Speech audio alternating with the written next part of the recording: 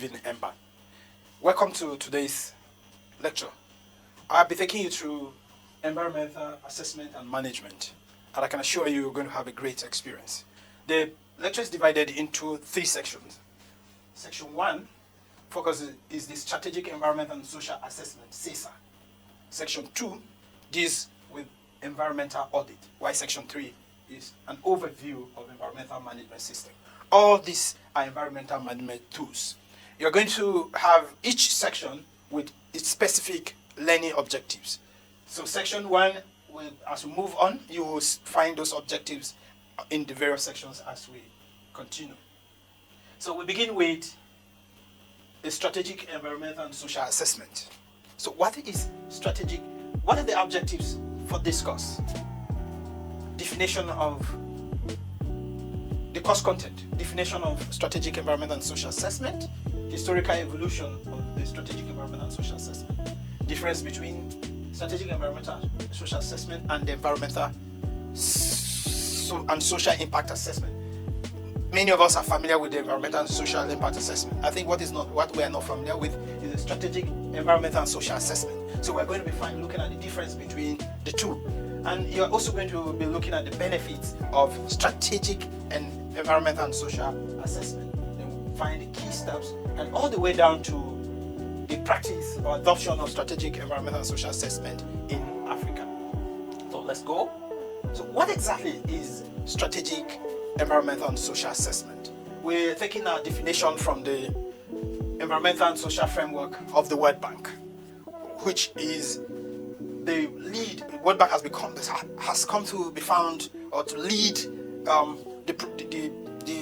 the development of standards in the environment management in such a way that most of what all of us, or myself and many other environmental and social management experts around the world have been trained along the environmental and social framework of the World Bank.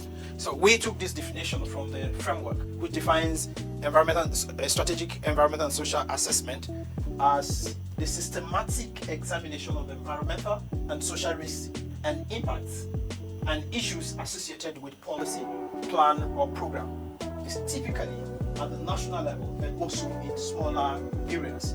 The idea is that strategic environmental and social impact social impact assessment focuses on at the national scale. Is done with the scope of the national context and focuses on programs and plans, which is different from project level assessment. We're going to see that when we're dealing with when we try to explain the difference between SEIA and SESA.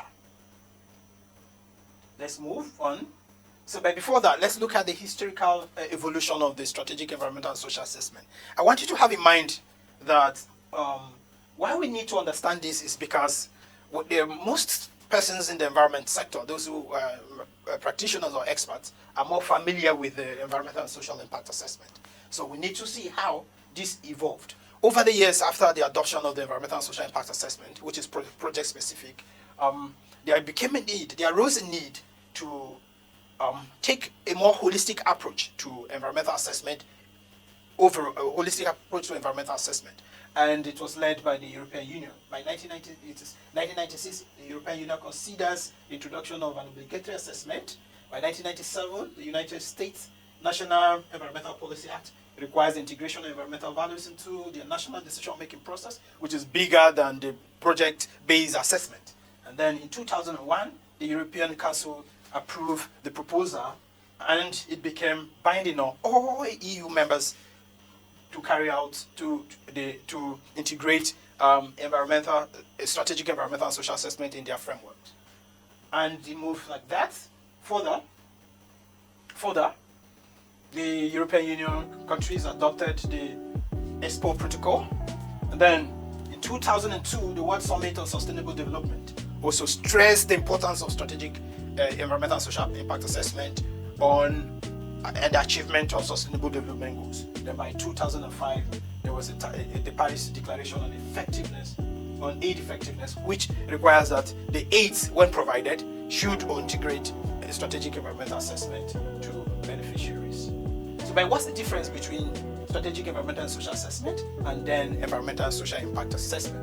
Sorry, if you look at the material, this needs to be this way, so that each column will show what comes under it. But basically, the ESIA applies specific to relative short-term life cycle projects, like we said, whereas the CSA applies to policies, plans, and programs, which is not projects, specific project or short cycle project like we have mentioned, just can be found under programs or policies, because this will lead to the development or implementation of specific projects. But looking at the overall programs or policies, then that is where CSA comes in. It is usually prepared by the project proponent, that is the ESIA, whereas CSA is conducted independently of project proponent. Now, for example, the country, like our country, Nigeria, would decide to do a strategic impact assessment on, let's say, maybe even tax policies or agricultural policies at the national level, to see the impact of those policies on the environment, which could be independent of specific projects like an irrigation project that will require an ESIA. Now, if an individual wants to carry out an irrigation project, or even a government agency, the agency becomes the proponent of that project, and the proponent is the one that will be required to conduct ESIA. Whereas the proponent, or the policy under which the irrigation project is found, is not, the proponent has nothing to do with the strategic impact and environmental and social impact assessment that was conducted. The CSA that was conducted, the proponent of that irrigation project may not have been even connected to the CSA at all. The only thing that they would be required to do is to use the outcome of the CSA while in the implementation of their project. But a specific irrigation project will require an independent ESIA, which now could come specific to that project. So these are the differences between the ESIA and then CSA. But what are the key benefits for adoption of CSA? Environmental and sustainability data. The practice of CSA support the practice of CSA, strategic environmental and social assessment, requires the collection of data, development of analysis. This data can be accumulated or banked, and therefore lead to availability of quality data over time, and sustainability in decision making. Because the main idea behind strategic environmental and social assessment is to achieve sustainability in decision making. Every decision of government will be subject, which is built from policies, and then perhaps which develops into programs and all of that, is subjected to strategic assessment at the national level to see the impact of those decisions on the environment. The idea is to achieve sustainability whereby both the social, environmental, and physical components of the environment are not degraded or are not put into distraction because of the implementation of such policies. That now helps those who are responsible for decision making to bear sustainability in all processes and in their decisions. It therefore means that CSA supports sustainability in decision making. Then alternatives. When the application of CSA requires that for every project, the evaluation will lead to the consideration of alternatives. If we are not doing this, what better alternative do we have? And how is that better and more friendly to the environment? That is one of the benefits of CSA. Then institutional. It is public sector and not normally carried out or institutional. It is the public sector that normally carries out or commissions CSA. They therefore have the authority and remit to address institutions' issues at the sectoral level of planning. Yes. So like we said, because it's at the national level, majorly it is the government, the public sector, that is responsible for the implementation, for the development of the strategic and environmental assessment, so environmental and social assessment. Therefore, this is done within the context of government, and then it enhances the application within the system. That is why we say that one of the benefits is that it creates institutional practice. Further benefits: collaboration and coordination, transparency, because especially in terms of consultation, stakeholder consultation, it will make sure that every stakeholder within that sector is aware and follows through, and they become familiar with the issue. So everything is left open. So there's transparency in the application in when we apply CESA to project. The long-term views, because CESA looks ahead, then it sees things beyond the individual project, the cumulative impact. CESA, most project-specific or project-specific EIAs or assessments focus on the impact of that specific project. The idea is to minimize the impact on the environment. This is understood. But beyond that, sometimes the application of mitigation measures is meant to reduce those impacts in some way, and also sometimes even offset those impacts. But somehow, residual impacts remain even after the application of the ESIA. Now, incremental residual impacts could result from such similar or related projects or even unrelated projects, which each will have their own residual impact. The accumulation of such residual impacts could become very significant and impact the environment. So the strategic environmental and social assessment takes into consideration the issue or the implication of cumulative impact, because it looks at everything at once. But but ESIA is not designed in that way, so it's different. It is unable to accommodate such possibilities. What are the key steps in strategic environmental and social assessment? I don't know how. I assume that most of you would have been familiar with ESIA. Let's assume that without that even, because some of these steps are steps that you will be familiar with. So let's just go through them one by one and quickly also to ensure that you go on and understand strategic environmental social assessment. You have screening, scoping, stakeholder identification and engagement, identification of alternative, situational baseline definition, environmental and social assessment, management options and institutional measures, then the preparation of an environmental and social management plan. This is not different. The key steps, let's go back a little. This key step, screening, is the first steps. Once a project or a program or policy is considered, the first thing is to do a quick assessment based on professional understanding on how that program may affect the environment, the determination of the impact of that program on the environment, and then leads to whether it will require an assessment is what is called screening. The program is first of all screened, evaluated to determine if the program could impact has the potential of having significant impact on the environment. Once that is determined and understood, then you move to the next step, which is scoping. The scoping is to set boundaries. What aspect of the program or policy or plan would be considered in the assessment, so that you don't waste time on irrelevant issues when you are set out on the assessment. The next is stakeholder engagement. The practice of sustainability requires that sustainability is democratic. Every individual who has a concern or who has an interest in a sector or area must be invited to the table and make their own inputs as to what considerations are being made or studied, or assessments that are being carried out with regards to the impact of such policies. For example, if you are making a policy in education and the students are not carried along, we know that in some school situations, the authorities may fail to recognize students as a very crucial and important part of the stakeholders in the learning system. So when an assessment is conducted in the school environment and the students are not carried along, it's not that the student has been shortchanged. It is the fact that those who are making that assessment will not meet very critical aspects of that assessment, and which will result to the failure of that assessment. For example, we did an assessment in a school, and when we called the students for an interview, we found out that there was something. The students wanted a cafeteria in the complex that was being built for them.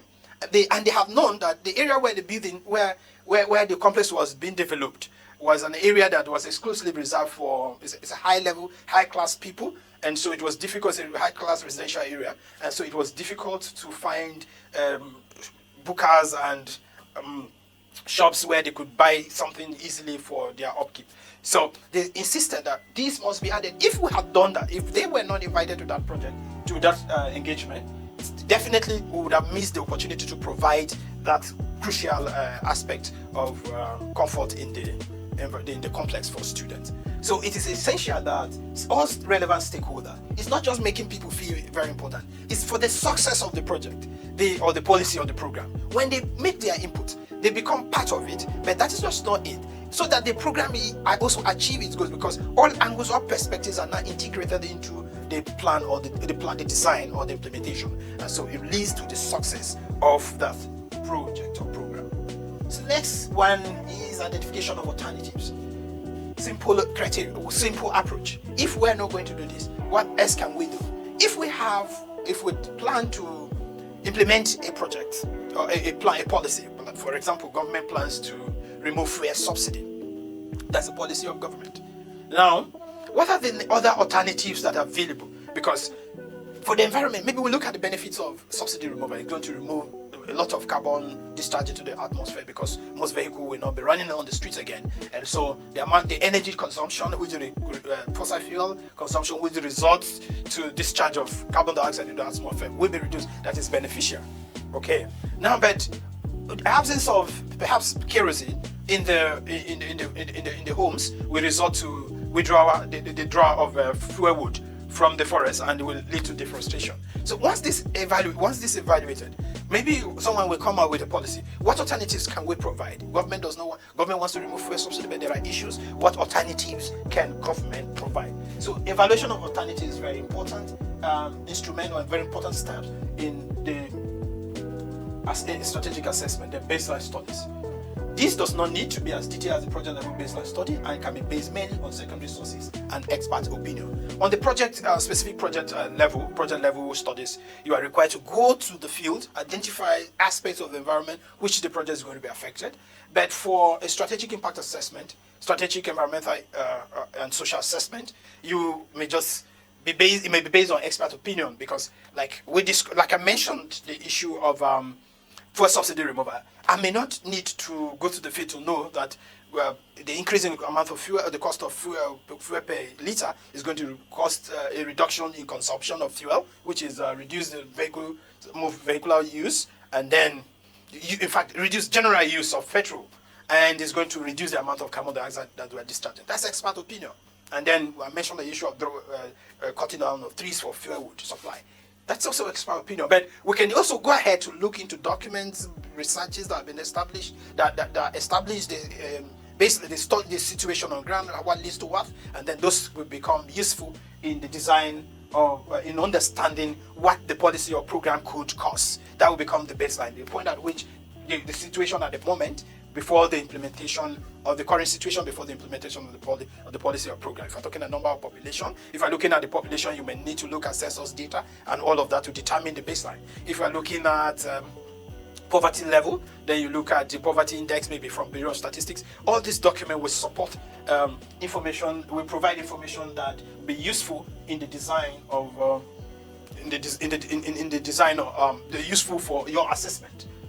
Then the next level is, so the assessment also, the baseline will also follow the convenient impact assessment, identification of follow the conventional impact assessment. When after the baseline, you do the environmental and social assessment. That was a little bit glitch, sorry. So after the baseline, the next step is the environmental and social assessment, which follows the conventional assessment that all the environmental experts are familiar with, identification of potential interaction between the policy or program or project or plan, policy or plan with the environment, and how that is going to lead to impacts that may be significant.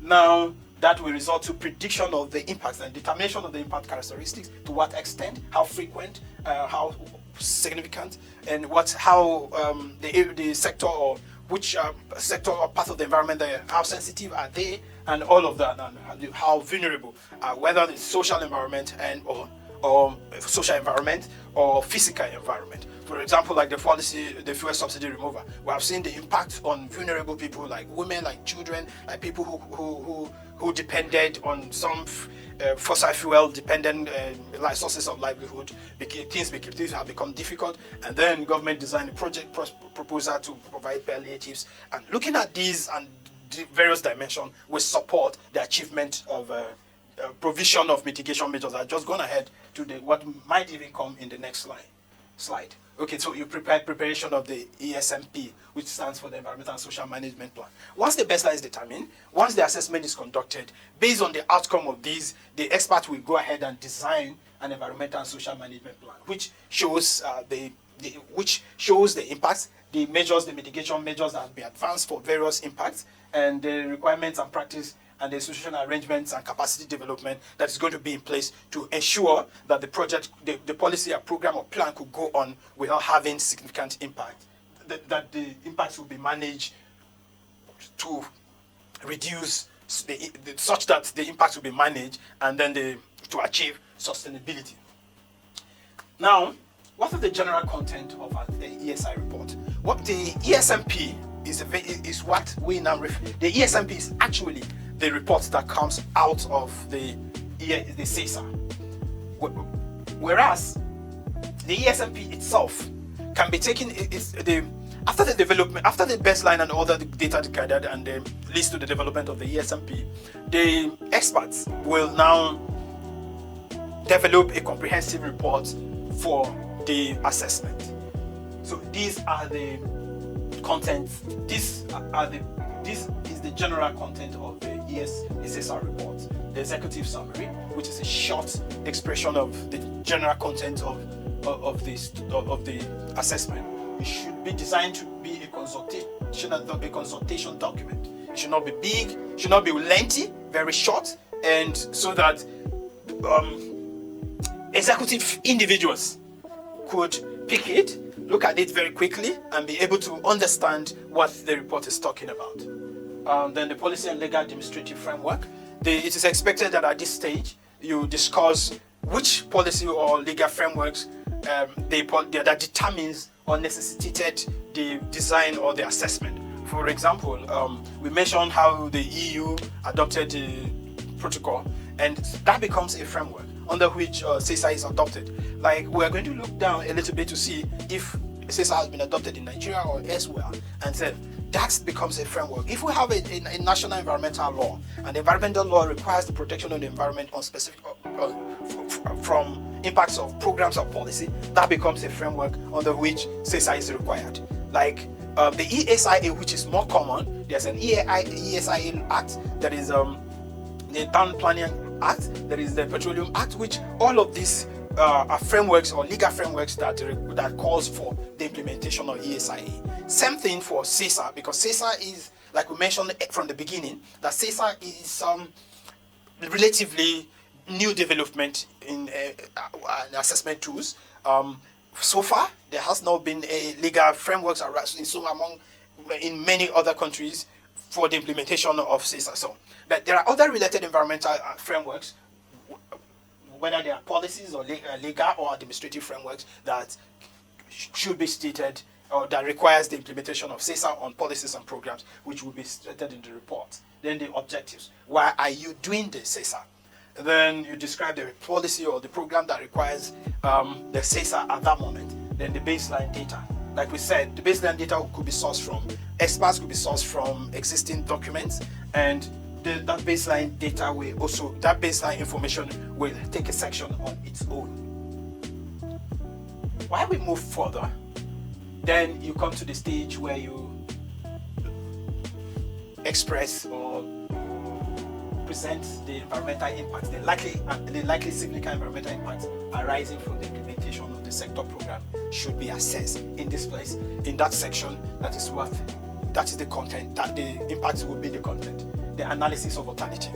Like we've discussed this, well, I've mentioned earlier about the alternatives, how you consider the alternatives, what you think about them, what we substitute for what. If we're not taking the other measure, which other measure are we taking? So you look at the possibilities, all the options that have been weighed before the adoption of the program. This will be the adoption of the policy or program. This will also be represented. Then the environmental management plan will also be represented. The levels of risk, their impacts, their mitigation measures, frequency of application, and then monitoring will all be represented in this section.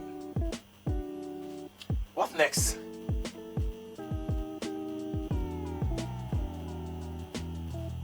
ESIA policy. Okay, I've doubled that. CESA policy. Policy, when does CESA becomes policy? CESA is a process oriented and influenced by institutional and political factors that shape policy formulation and implementation. Example of CSR policy are country environmental analysis, energy environmental reviews, cost of environmental degradation. These are policies that governments they're CSR policies that government adopts and practice within the national system that it requires, for example, an analysis of that requires a general analysis of the system or the sector. For example, the country environmental analysis is a CSR approach, but where government undertakes a general country analysis of the environment. Then the energy environmental reviews, the reviews that government policy frameworks under which energy environment relationship is reviewed for all sectors. Then you have the cost environmental degradation. Examples of policy reforms. Also, we have discussed which policy reforms that require CSR. We have discussed energy before, which is in energy. Then the reform fuel subsidy removal. What are the potential environmental benefits? Reduce emission. Potential environmental risk. Removal of subsidy could lead to increased demand for fuel wood. Then measures to enhance environmental benefits and mitigate risk, which is the property right reform. Because if government removes fuel subsidy, certainly we're going to reduce emissions because consumption of fossil fuel will reduce and then emissions will come down. But we're going to run into the risk of increased demand for fuel wood because of the non-availability of something like kerosene or some of the other petrol-related energy sources. Then people will go into the forest to remove wood because it's cheap and accessible. But now, what measures can government do? Property right reforms might be used to mitigate against deforestation in search for fuel wood. If there are property right reforms, for example, ownership of those forests or lands, if government does some kind of reform around that, the owners of those forests might apply measures to restrict access, and then that will reduce the amount of wood that may be removed from some of those forests. Or maybe government even taking over some of those forests for conservation and then provide rangers to protect the forest. That will also help to reduce such impact. So such reforms you can find in agriculture, in private development, and all of that. Other reforms could be tax reform, decentralization, trade. CSR in Africa. Between 1999 and 2012, there has been 55 CSRs in 26 countries, including 7 regions. Nigeria conducted rapid country energy assessment analysis in 2007. So it means that Nigeria is also on the right path as far as adoption of CSR in Africa is concerned. So thank you very much. We have done with this section. So we'll move to the next section, which is the environmental and social audit. We will make sure we take this gradually, but ensure that we move fast enough to catch up with our time. In this, we'll be looking at general definition of environmental audit, compare audit and monitoring, what's the difference. We'll be looking at audits as part of the environmental management system, environmental audit in accordance with international standards, organizations, IOC 14010 to 14012 and IOC 1721. And the 6 principles of environmental audit, environmental and social audit by the World Bank, the audit process, and then the environmental and social audit report, just like we did for CSR. Environmental auditing is a systematic, documented, periodic, objective process in assessing an organization's activities and services in relationship to assess compliance with relevant statutory and internal requirements and facilitating management control over environmental practice. So what is the difference between auditing and monitoring? Because even in monitoring is to determine compliance. You go to check if there is the organization is complying with laid down statutory statutory provisions for environmental practice. For example, the law requires that those who are producing some kind of like those who have a factory, it happened somewhere. There was a factory be very close to by the river bank, and the law requires that the company needs that to be close to the river to access water. But the company also is going to discharge wastewater from production processes, and it was required that the company treats the water. So the factory must install a processing plant to treat the wastewater before discharging into the river. But so there is need, therefore, that periodically those in the environment, those in the officials of government in environmental monitoring agencies will periodically visit the factory to determine if this has been followed. That's compliance. Whereas auditing also happens in a way to determine compliance and to see the environmental management behavior of the organization. So, but what is the difference between audit and environment? Like we can see, auditing and monitoring are not a single concept. Auditing is a formal, systematic, and disciplined approach designed to evaluate and improve the effectiveness of processes and related controls.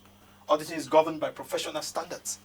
So anybody can walk in because it's in the government office, let's say for Nigeria, like NESRA, can walk into this factory that I have mentioned and say, oh, do you have this? Are you following these standards?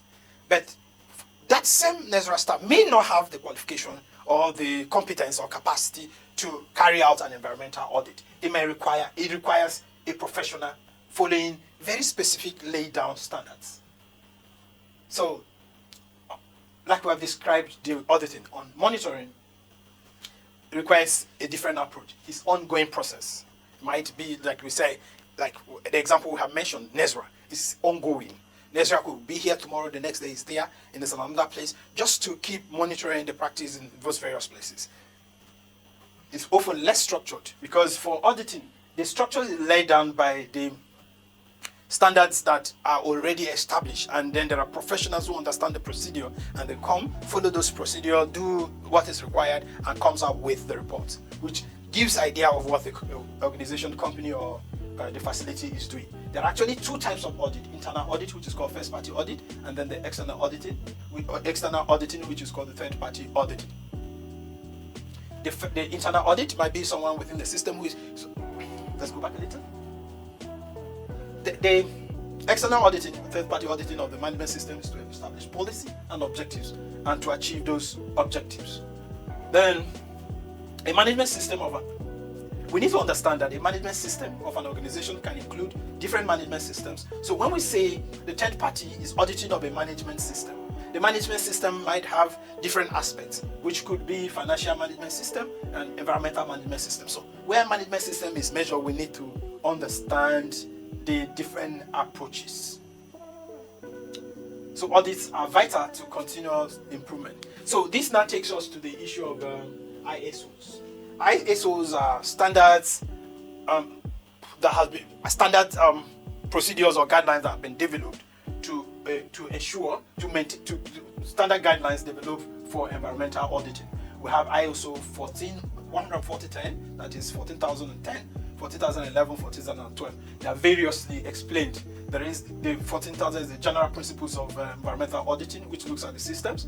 Then 14011 looks at the auditing procedure. It provides guidelines for auditing procedure. Then 14012 provides guidelines for qualification of environmental auditors. Principles of auditing: the auditors must have integrity, because that is what makes auditing reliable. For someone to understand, must ahead with the highest level of integrity, fairness, impartiality in the process, fair presentation, professionalism. The conduct and practice must show some level of skills and capacity. Confidentiality, yes, you must maintain, because it requires accessing a lot of information about the organization or company, and so that level of confidentiality must be maintained. The independence, the auditor must be independent. The auditor must not be acting under influence. Sometimes you send an auditor and the auditor behaves as if he has been influenced. There are two ways it can happen: to give an unreliable report because the company wants to have a good image, or someone wants to tarnish the image of the company or the organization being audited. And so if the auditor is not independent, it can be influenced and then affect the overall results. And then evidence-based. Each information or every report of the audit must be based on verifiable evidence. Then the auditing steps. Basically, we have three phases in audit: the pre-audit preparations, audit activities, that is during the field, and then the post-audit. So you begin with the TOR,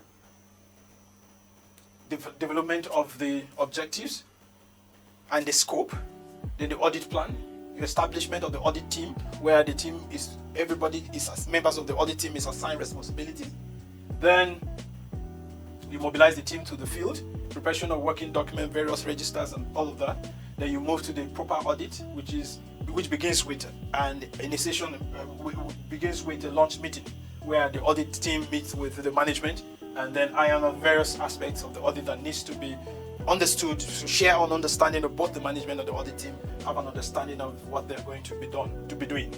The collection of data and information, document reviews and observation, and that leads to development, the audit results. What have you found? Conformity, approbation.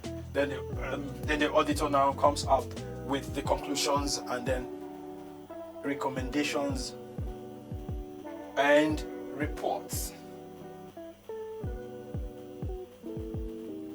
Review of initial documents. So we've done all of that. So how does the audit report looks like? Like I mentioned, executive summary, concise discussion of significant findings, because the audit, the whole essence of the audit is what you have seen. So the findings must be discussed concisely in language that is understood and in such that it's not vague. Anybody who reads them understand what you're talking about.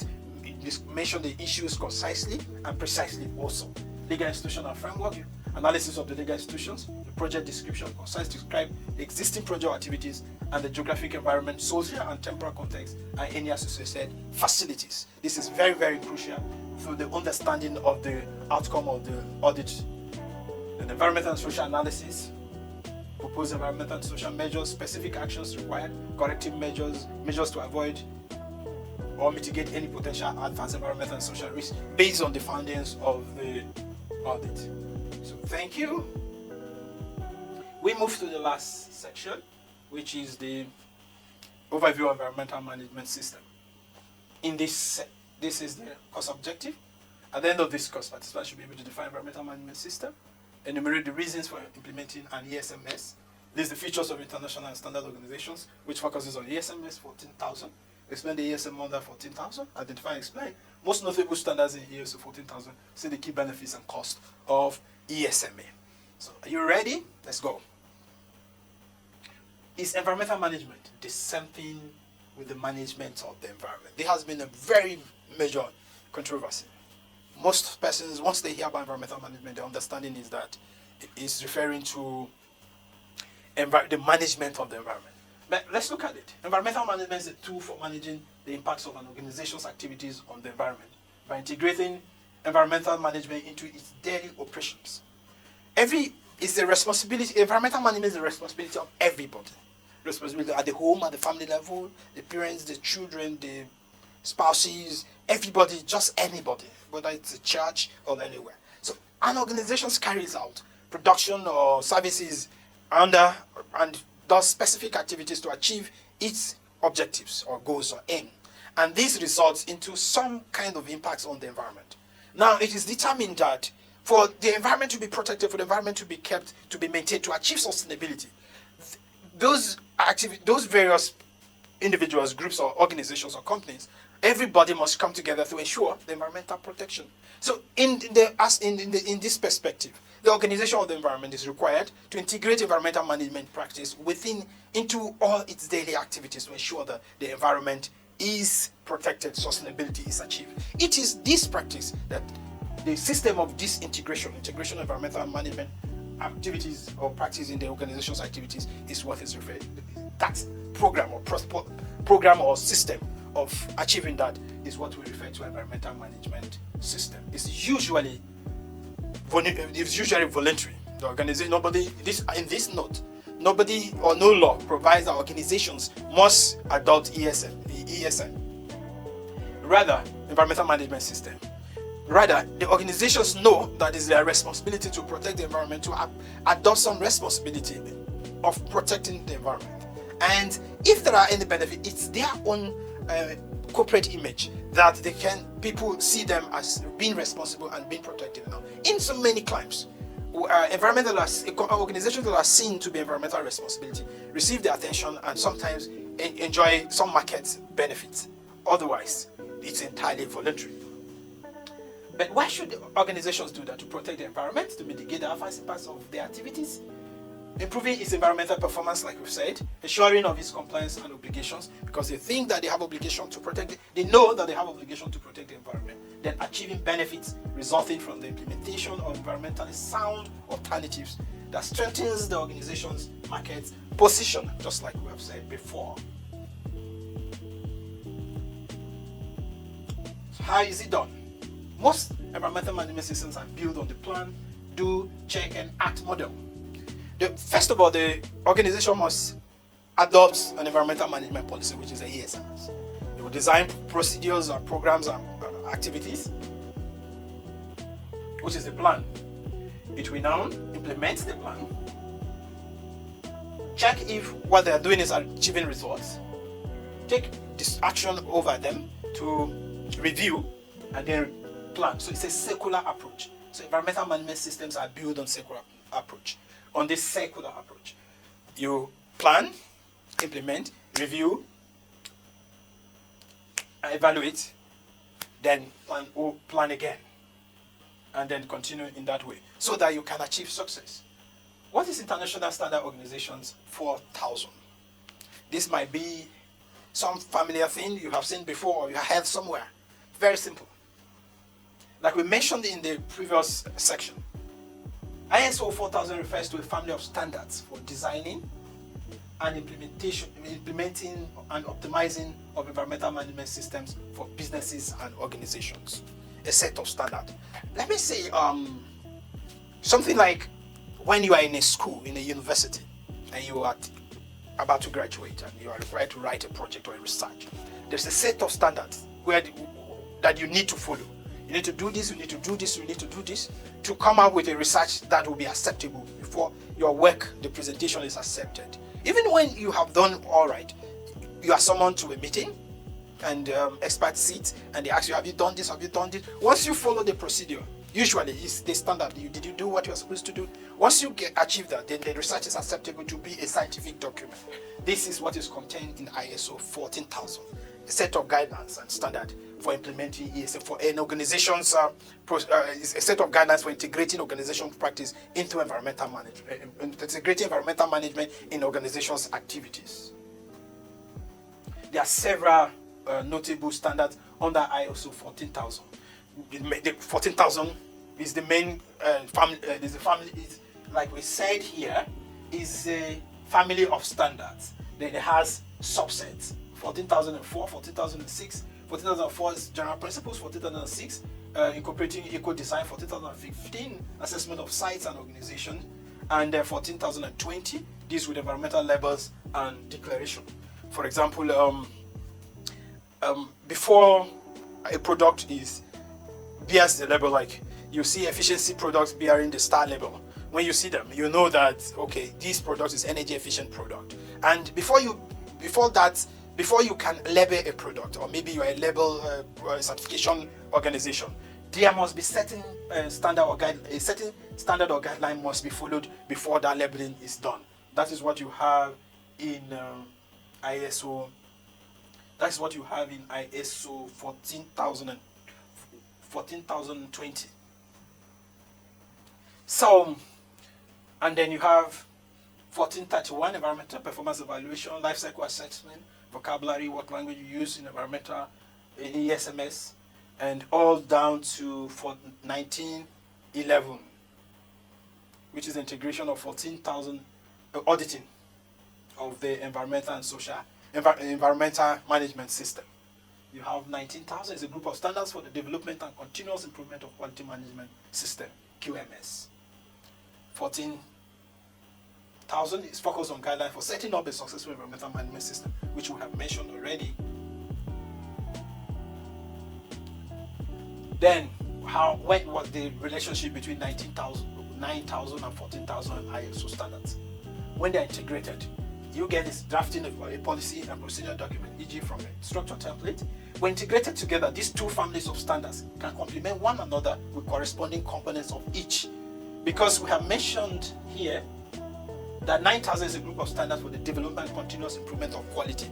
So whereas the 14,000 is for the development of ESMS, Environmental Management System.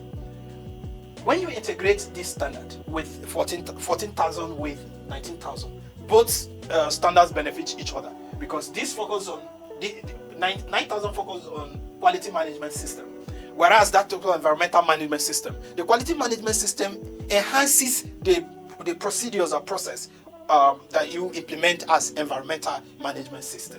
That is why we are interested in their integration. As it is said, it helps, the integration helps in drafting policy, clearly defining roles, helping clear documentation, and appointing a representative for assurance of both quality and environmental management. ESMS under 14,000, which is typical of what we discussed before. The organization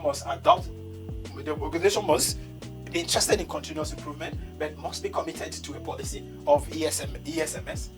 There will be planning, implementation, evaluation, review, and then move to their commitment, because the commitment that drives, the commitment that makes a policy that, okay, as an organization, for example, for Geotherm is interested in being a leading organization in environmental protection. So under its practice, they adopt the ESM system and model. And so the company develops relevant policies that will ensure that environment management system is ensuring its practice. It is at that level that the company will develop plans for ESMS. The implementation of that plans won't be carried out. There will be periodic evaluation to see whether they are achieving the goals or the plan. They are achieving the goals or the objectives. Then this evaluation will lead to a review of the plan, whether it's giving the results. To review the plans, the plan is now, that review is influenced by the policy and commitment. Then it goes down back like this in this circle. This is why we have this. ISO certification. So the implementation leads to certification. There are two ways where certification happens. Certification is done by an independent body or by the company itself. For example, if we declare that we have successfully implemented ESM, we may say that, yeah, we have certification. But definitely the organization's ESM system needs to be audited and certified to say that the organization has really achieved ESMS. That's the essence. Certification means that a qualified body, like we said, an accredited auditor or organization that is responsible for certifying ESM, has inspected the system and is satisfied that the system is satisfied, and that the system has been put in place and has made a formal declaration that the system is consistent with the requirement of the ISO 14000. So the certifier or the accredited expert now is satisfied that the procedures of the system conforms with the required standards. But like we said, it's a very costly process. But the standard allows for self-certification and the declaration by the enterprise that it conforms to it. But this is lacking in acceptability. But once an organization, because when you enter an office or some organization, you say, oh, we are self-certified, we are implementing ESMS, and our ESM keeps us at bat. But someone will doubt, are they really can this be trusted? So between around 2015, there have been new changes. This is with respect to those who might be familiar with older versions of the ISO 14000. And these are the changes. Environmental management as part of the corporate strategy. There's changes in leadership, environmental protection, all the way to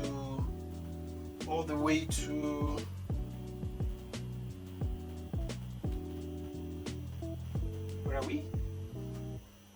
All the way to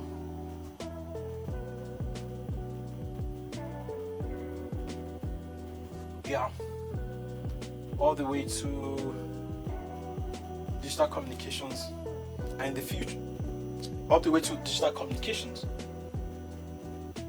which should include a tool of choice, which in the future ISO 141 should be a tool of choice for business. This means that with all of this improvement, once an organization adopts ISO 14000, it's going to create a lot of improvement even in the organization itself, which will result to very successful organization in achievement of its set standards, goals, and commitments or policies. General guidelines for implementation.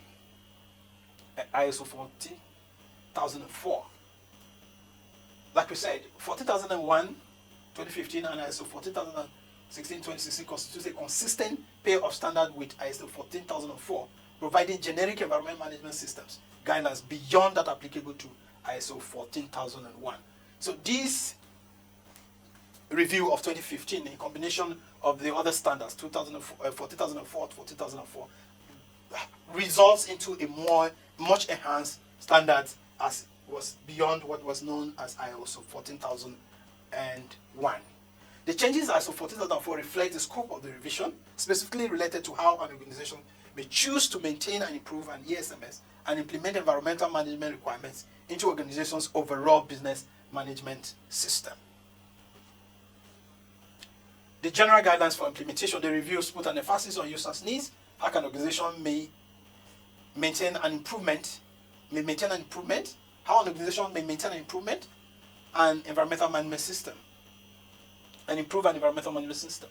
The implementation of environmental management requires into organizations' overall management system. ISO 14040, which is the life cycle assessment, describes the principle and framework for life cycle assessment, including the definition of the goal and the scope of the life cycle assessment. The life cycle inventory analysis phase, the life cycle impact assessment phase, the life cycle interpretation, all of these are being guided and provided. The standards are built into ISO 1440, which was an improvement in 2026. It's important to know that life cycle analysis considers the entire life cycle of a product from raw material extraction, acquisition, through energy and material production and manufacturing to use and end of life treatment and final disposal, and looks at how through that lengthy lifespan that product impacts, how the impact of that product on the environment, which helps to bring out all the issues by not transferring that impact from one end to another, so that the impacts are known at every stage of it, and every organization involved, both at consumption or production, both at the production level or consumption level, the impacts could be determined holistically.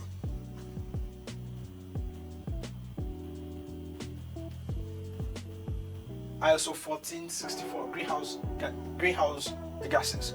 One of the major troubles that this generation faces is the issue of climate change, which has been blamed on the presence and the increased presence of gases that trap heat within the atmosphere, which are basically methane, carbon dioxide, and other nitrates and other gases. And the management of these greenhouse gases there have been several international conventions and strategies for trying to remove the amount of greenhouse gases in the atmosphere. And people, organizations, and individuals, countries have taken responsibilities in taking out specific actions that will contribute to the reduction of the greenhouse gases in the atmosphere. And this has resulted into, here's discussion on carbon credit, how many organizations' activities have been targeted at reducing the amount of greenhouse gases, and what benefits that could come to such organizations or individuals for undertaking this practice. And without standards, it might be difficult to balance or try to determine what an organization is doing and what another is doing differently. So this ISO 1464 provides a framework for accounting and verification of organizations looking to quantify and reduce greenhouse gas emissions. That is what the ISO is responsible. That's what the ISO provides. The standards in that ISO are targeted at the greenhouse gas reduction practice. European Eco-Management Audit Scheme.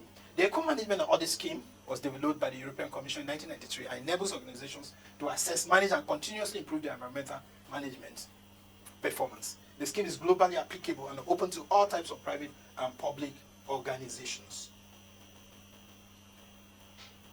This is one of the key benefits and cost of environmental and social management system. Environmental and financial performance through systematic framework, credibility and transparency, employee empowerment and motivation, and all of that. Then there's the problem of cost of implementing ESM. There's the fees cost, which is validation and verification fees, because for establishing ESM, then the organization will be required to pay some registration, to acquire logo, and some of which are fixed costs. These costs will not change. Once you do that, you are doing it perhaps for once, and then it will not require you to keep doing them again, so they're fixed. Then you have the external costs where you're going to perhaps pay consultants and other experts to support in the implementation. Then you have the internal costs, because there are going to be changes. An organization that adopts ESM is going to also, perhaps maybe it did not have, the organization previously did not have an environmental officer, so you're going to employ. So you're going to have personnel and technical resources that you need for the implementation of ESM. So these also are some of the challenges that the organization could face. So thank you, and I hope we have come to the end of our lecture. And so thank you very much, and thanks for staying with us too.